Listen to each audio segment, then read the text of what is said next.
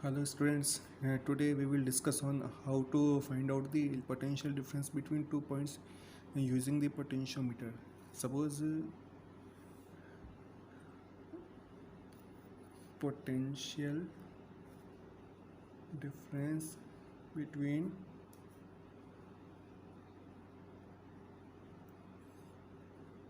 two points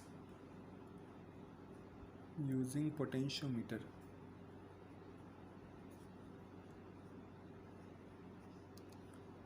Okay, suppose we have one circuit. We have one external circuit, and for this circuit, suppose uh, uh, this is one circuit, and here one battery, and this is one external resistance, and the current is flowing in this direction, and there are 2 points A and B.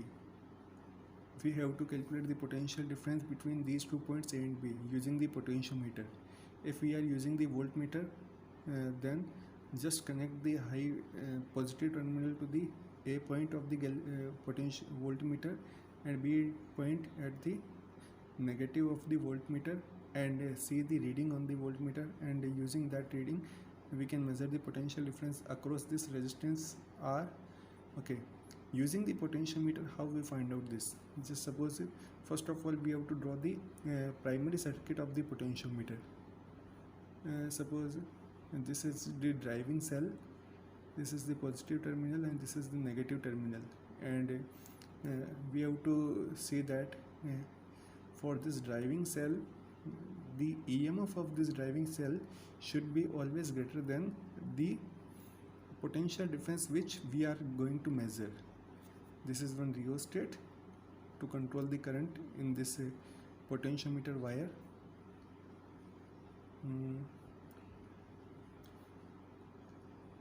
This is one ammeter just to measure the current, and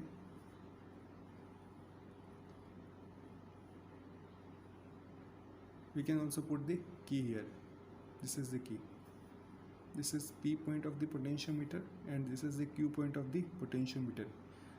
If we want to measure the potential difference, then first of all we should know the potential gradient of this wire of this potentiometer.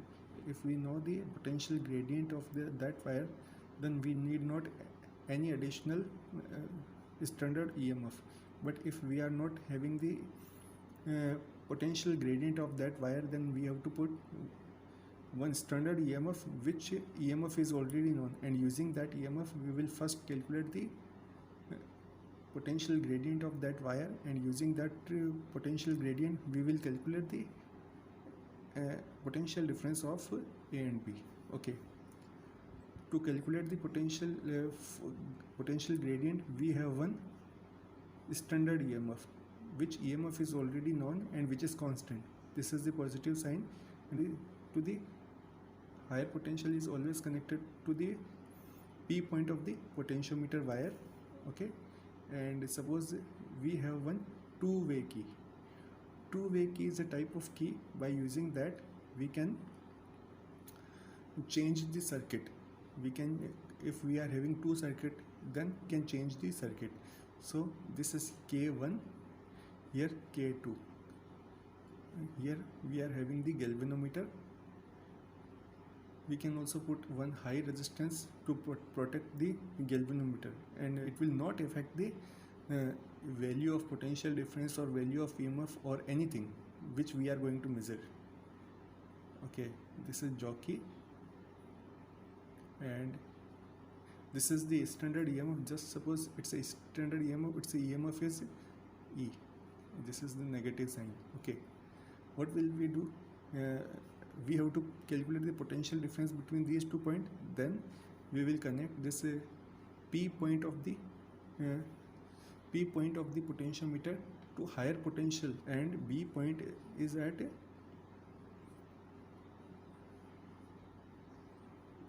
the lower potential value of the external circuit. Okay, what is the method of us? Suppose it's a K1 and it's a value K2. Okay, What is the procedure? First of all, we will connect K1 key in two-way key. First of all, we will connect this key here, this key, and this external circuit is not connected to the potentiometer, so that is why it will not affect the value of EMF or anything of this potentiometer. So that is why it will not affect, because K2 is not connected to the potentiometer. Okay, if we connect that key, K1 key, and suppose we find one point where we get the balancing point. Suppose this point is J. J is the null point where the this EMF is balancing. Okay, so suppose that length is L. We can say that this length is L1. Just suppose L1 is the length where this EMF is balancing on the potentiometer. Then we can write that EMF E is equal to phi, that is a potential gradient, and L1. We don't know the value of potential gradient, so that is why we are using that.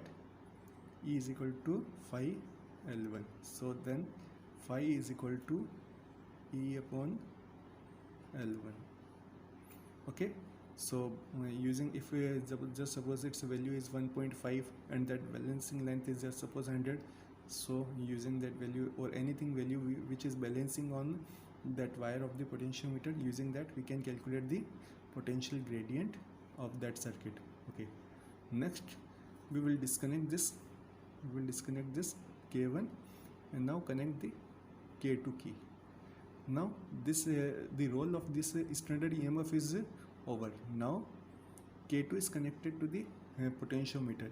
Okay, just suppose we get the balancing length at the another point of the potentiometer, that J dash suppose, and we are getting the length L2.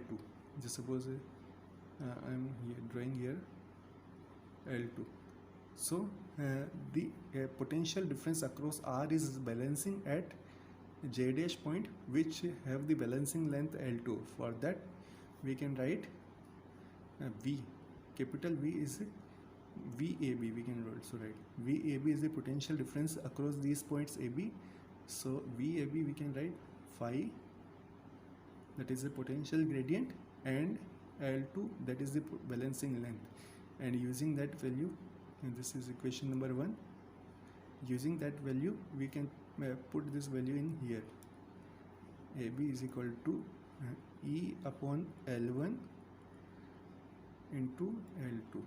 Okay, so potentiometer, using the potentiometer we cannot see the reading, just like the voltmeter we can measure, we can directly see the reading 1.1 volt, 1.5 volt, 1.2 volt or anything. We have to calculate the value of the potential difference using that equation. Just using that equation we can calculate the potential difference of any external circuit using potentiometer. Okay, and during calculating the potential difference of A and B point, the J point will not draw any current, because the current will not flow in that path, because at the null point there is no current through the galvanometer. So that is why there will be no current inward of the external circuit. It means these two branches will not have any current at that balancing length only.